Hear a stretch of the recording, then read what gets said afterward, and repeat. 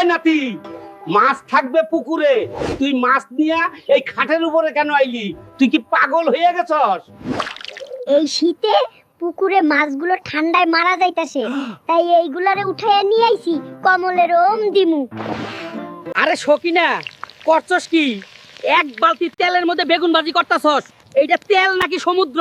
তুই তো আমারে ফকির বানায়া দিবি রে। তুই কি জানোস না তুই কোন বংশের মাইয়া বিয়া করছস? তোরে আর আমি কি ফকির করমু? তুই তো আগে থাইকাই ফকির। কদমালির মা, গরুটা বিক্রি করতে পারলাম না, দাম একদম কম কয়। এই দামে তো আর আইফোন পাওয়া যাইবো না, তাই বিক্রিও হয় নাই। ওগো আমার স্বামী, আপনি খুব কষ্ট করছেন, আমার আইফোন লাগবে না। আপনি আমারে ভালোবাসেন। আমার বাপে যে গরু বাছুর দিছে তা বিক্রি কইরা আমার একটা আইফোন 17 প্রো ম্যাক্স কিনা দাও, টিকটক করুম। আমারে কি পাগলা কুত্তায় কামড়াইছে? আমার ঘরের বউ টিকটক করব, তাও গরু বিক্রির টাকা দিয়া। তা আমি কখনোই হইতে দিব না।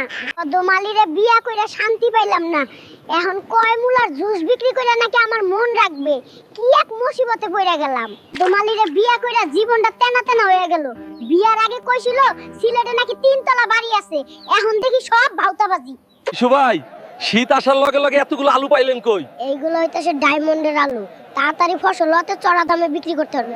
রে মিশু, তুই ফিডার খাওয়া বাদ দিয়া মাছ বাজারে কি করস? আরে ভাই, আইছিলাম মাছ কিনতে, কিন্তু মাছের দাম শুনে তো মাথা ঘুরতাছে। ওই সকিনা, তোর কষ্ট দেখে আমার ভালো লাগে না। ভাবতাছি তোর লাগি একটা বান্ধবী নিয়ে আইমু, নতুন বিয়া কইরা। আমার কোনো বান্ধবীর দরকার নাই, একটারই ঠিকমতো ভাত কাপড় দিতে পারো না, আবার কটা তোমার খবর আছে। এ ভাইগনা, এই ছাগল নিয়ে কই যাইতাছস? আরে বেটা, কথা কম কয়, এটা আমার বউয়ের ছাগল, লোকায় নিয়ে এসে বিক্রি করে দিব।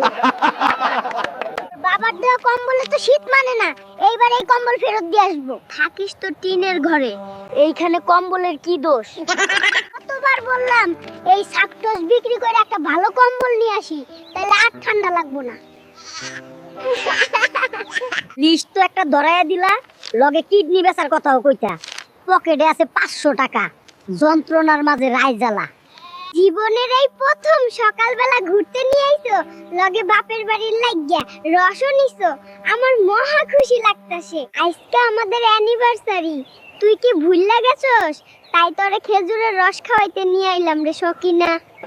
আজ 6 মাস পরে শ্বশুর বাড়ি আইলাম, আমারে মাছ মাংস রান্না করে খাওয়াইবে তা না, মুলার তরকারি রান্না করতাছে। আমার বাড়িতে তো আমারে প্রতিদিনই মুলা দিয়া ভাজি, মুলা দিয়া তরকারি, মুলা দিয়া বিরিয়ানি এই সব করো, তাই এইটা তোমার শাস্তি।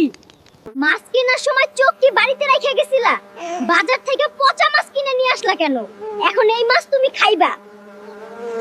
হাই হাই রে নসিমন, তুই কামডা করলি কি?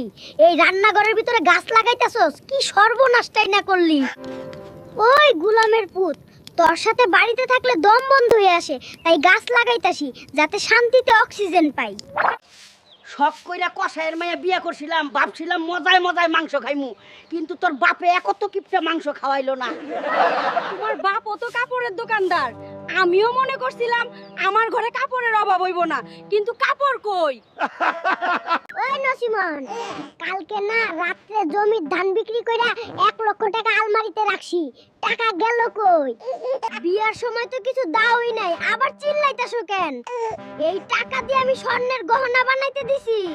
ও নসিমন, এক কষ্ট কইরা শীতের দিনে শ্বশুর বাড়ি যাইতাছি গিয়া গরুর মাংসের বিরিয়ানি কইরা দিও, লগে 1 কাপ চা। তোমার মতো জামাই কি সবাই পায়? এই ঠান্ডায় আমারও অনেক কষ্ট হইতাছে, গিয়াই তোমার আগে চা বানায় দিমু। শুভ জন্মদিন লক্ষ্মী বউ নসিমন, এই নাও তোমার জন্মদিনের উপহার। দেখো তোমার লাগি বাজারে তাজা সবজি নিয়ে আইছি। জন্মদিনে তুমি দামি শাড়ি আর মেকআপ দিবা, নালে ঘুরতে নিয়ে যাইবা, তা না কতগুলা সবজি নিয়ে আইছো। সংসার করতে করতে আমি বুড়ি হয়ে যাইতাছি, এইবার একটা কাজের লোক নিয়ে আসো, কিপটামি কইরা কি করবা? সামনে যে শীত আইতাছে, আমি কাম করতে পারুম না, কামের লাগা লোক না রাখলে আমি বাপের বাড়ি চলে যামু। আমাদের ভিডিও কেমন হয় তা অবশ্যই কমেন্ট বক্সে জানাবেন। ভালো লাগলে লাইক ও সাবস্ক্রাইব করতে ভুলবেন না।